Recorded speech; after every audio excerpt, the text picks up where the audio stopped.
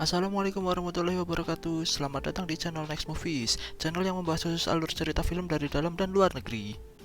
Sebelum mulai menonton alur cerita film Iron Man, tidak ada salahnya untuk mengingatkan kalian agar menekan tombol subscribe dan juga loncengnya supaya kalian dapat notifikasi dari channel ini. Perlu kalian ketahui bahwa channel ini untuk sementara mempunyai 0 subscriber. Ya, betul, 0 subscriber. Dukung channel ini supaya bisa semakin bermanfaat bagi halayak banyak. Terima kasih dan selamat menyaksikan.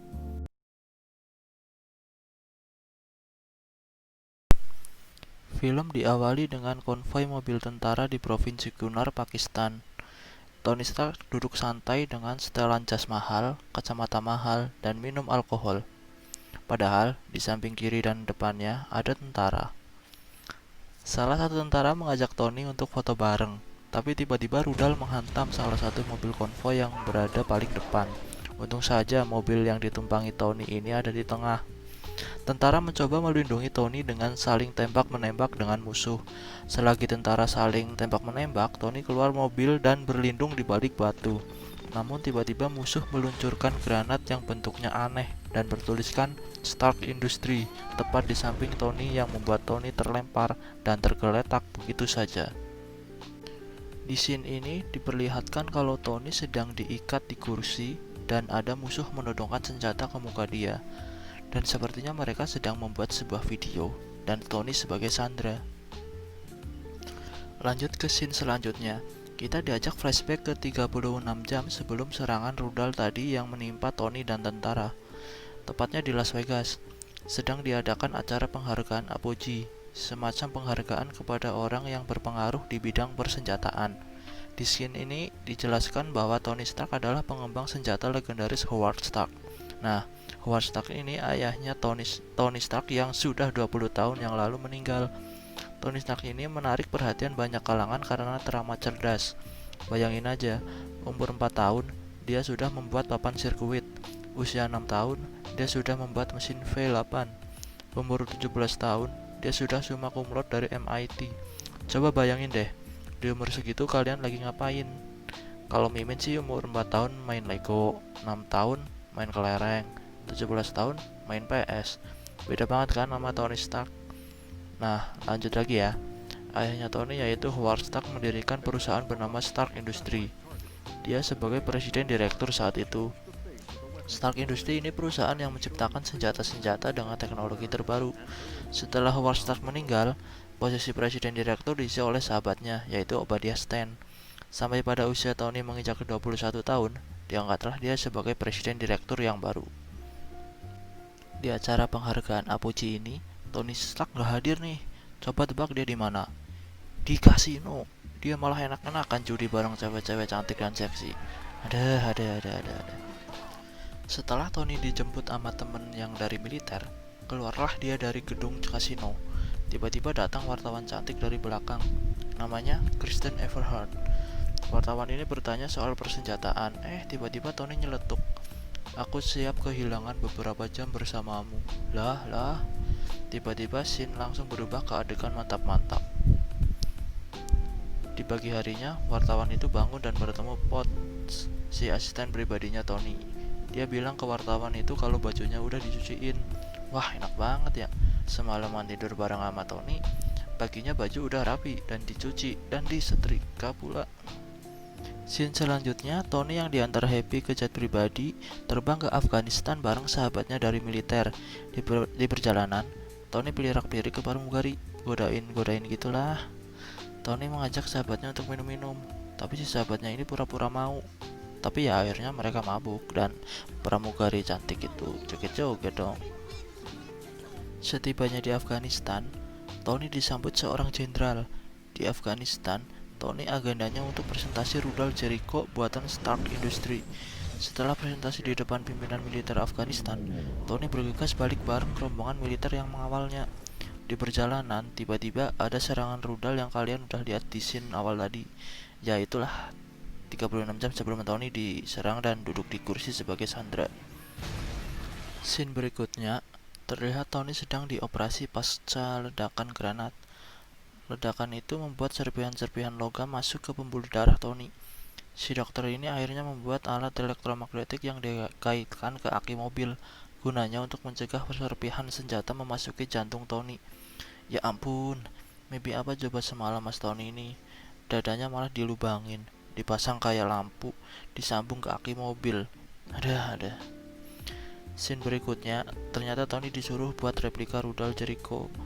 Para penjahat ternyata mempunyai banyak senjata buatan Tony. Tony kecewa, ternyata senjatanya malah digunakan oleh orang jahat. Intinya ya, Tony merasa senjata buatannya malah jatuh di tangan yang tidak tepat. Tony di posisi terpojok, mau tidak mau dia harus deal dengan penjahat untuk buat replika Jericho. Singkat cerita, Tony dikasih waktu seminggu untuk bikin rudal. Tapi sebenarnya yang dibikin Tony yaitu baju besi dengan pendorong lengkap dengan senjata di badannya. Nah, akhirnya setelah beberapa hari, pimpinan penjahatnya ini sadar kalau Tony tidak bikin rudal karena di CCTV terlihat kalau Tony bikin penopang di kaki. Tapi dengan cerdiknya Tony, dia bisa meyakini penjahat kalau dia sedang buat rudal. Akhirnya Tony dikasih waktu makin mepet, yaitu 1 hari lagi Tony itu harus kelar. Akhirnya Tony dibantu dengan dokter mempercepat untuk bikin baju besi, dan akhirnya dicobalah baju besinya. Di sisi lain, penjahat sadar ada yang aneh. Dikirimlah anak buah untuk mengecek. Saat penjahat buka pintu, boom, bom meledak. Mulailah tembak-menembak. Tony dengan baju besinya sangat tenang karena bajunya anti peluru. Sesampainya di depan gua, Tony membakar semua senjata buatannya. Dengan pendorong di kakinya, Tony akhirnya kabur dan mendarat di gurun pasir. Selang beberapa saat, helikopter penyelamat datang dan Tony pun selamat dari kejaran penjahat. Scene berikutnya, Tony mengadakan konferensi pers dan tiba-tiba mengumumkan kalau akan menutup divisi senjata Stark Industries. Semua yang ada di sana tampak kaget dan gak percaya. Apa yang terjadi? Kok perusahaan yang menciptakan senjata kok menutup divisi senjata? Gak masuk akal kan? Tapi dibalik itu, Tony sadar ternyata senjata buatannya telah jatuh ke orang yang salah dan telah membuat banyak kekacauan. Makanya dia menutup divisi senjata. Di scene ini, Pot dipanggil Tony dan bertanya seberapa besar tangan Pot. Mau ngapain sih Tony nih? Kok nanya tangannya Pot? Jangan ngeres dulu ya. Ternyata Pot disuruh untuk menukar reaktor yang lama dengan reaktor baru yang lebih bagus. Setelah kejadian di Afghanistan, Tony memang sangat niat untuk menciptakan sesuatu yang baru dan teknologi yang belum pernah dibuat. Dibantu Jarvis si robot AI-nya membuat proyek rahasia yaitu Mark II. Terdapat adegan uji coba yang dibuat Tony, dimulai dengan pendorong di kaki, awalnya terpental ke dinding. Dengan perbaikan yang matang, akhirnya baju besinya berhasil terbang dan dicoba di perkotaan. Tony yang sedang nonton berita di TV dan sambil ngecek lengan robotnya, melihat ada kekacauan di Timur Tengah yang dilakukan sekelompok penjahat yang bernama Laskar 10 Cincin. Dengan muka kesalnya, dia terbang ke Timur Tengah. Sesampainya di lokasi, Tony pun langsung menembakkan sinar dari tangannya. Dengan senjata canggihnya, dia bisa langsung mengalahkan musuh dengan mudahnya. Setelah beres ngalahin penjahat tadi, Tony langsung terbang. Gak lama kemudian, Tony tertembak oleh tank. Jatuhlah dia, tapi dia langsung membalasnya dengan santai. Diluncurkanlah rudal Jericho yang kecil itu, dan boom, hancurlah tank itu. Di saat dia terbang mau balik ke rumah, ada 2 pesawat Raptor 22 milik Amerika mengejar Tony. Karena pilot ini penasaran kok ada objek yang mencurigakan dan bukan pesawat, dikejarlah Tony.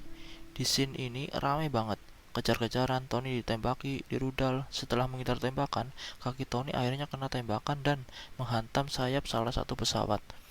Pesawatnya turun dengan cepat dan akhirnya pilotnya keluar, tapi parasutnya maset. Semua kru di militer Amerika khawatir dan akhirnya Tony mengejar dan menarik parasut tersebut dan akhirnya terbuka dan pilot pun selamat. Di scene ini diperlihatkan kalau ternyata Obadiah si botak itu bersekongkol dengan penjahat yang di Afghanistan. Pantesan penjahat ini dapat senjata dari Stark Industries. Ternyata ya dari Obadiah botak ini, dan dia berencana untuk melengsarkan Tony. Selanjutnya, Pot membobol komputer Obadiah dan menemukan rencana si botak yaitu Sektor 16. Filenya berisi blueprint baju besi, video Tony yang jadi tawanan, dan banyak lainnya. Selagi dia mengcopy file, tiba-tiba si botak datang. Untungnya Pot bisa keluar dari ruangan itu, tapi si botak menyadari kalau Pot habis ngopi file dia. Setelah itu, Obadiah pergi ke sektor 16 dan melihat kemajuan proyeknya. Tapi kata ilmuwan di sana, dia belum bisa menjalankan proyeknya. Sin beralih ke Tony mendapatkan telepon dari Pot. Tiba-tiba si botak muncul dengan alat hipnotisnya yang bikin lumpuh sementara. Di sini Tony hanya bisa melihat tapi tidak bisa bergerak, dan si botak mengambil reaktor di dada Tony. Dengan jalan terbata-bata, Tony mencoba mendapatkan reaktor yang lama, dan akhirnya mendapatkannya karena dibantu oleh Jarvis. Cerdas nih robot, padahal gak ada perintah. Pot dan 5 agen berencana menangkap si botak di sektor 16. Tahu kalau Pot dalam bahaya, akhirnya Tony terbang dengan baju Iron Man-nya untuk membantu Pot. Pot dikejar oleh si botak yang sekarang pakai baju besi. Ditabraklah si botak oleh Tony. Mereka berkelahi di jalanan. Akhirnya Tony terbang ke atas dan si botak mengejarnya. Apakah kalian tahu rencana Tony dengan sisa daya 14%?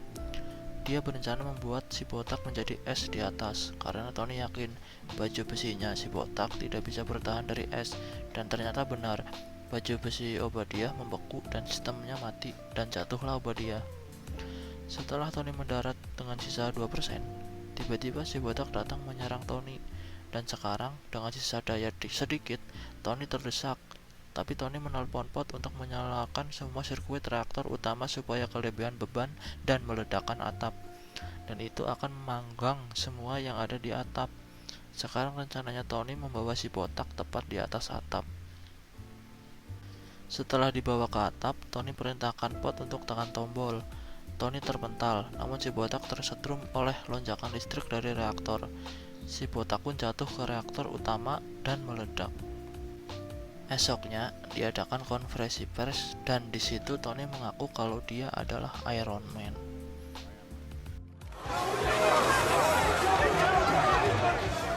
Muncullah Nick Fury, yaitu direktur S.H.I.E.L.D. yang sudah menunggu di rumahnya Tony. Betapa kagetnya Tony, kok bisa masuk? Dan Nick Fury bilang kalau dia mau membicarakan Avenger Initiative dengan Tony. Dan film pun selesai.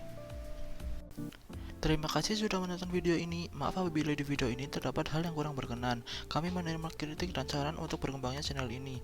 Like untuk penyemangat kami dan komen untuk membantu berkembangnya channel ini. Wassalamualaikum warahmatullahi wabarakatuh.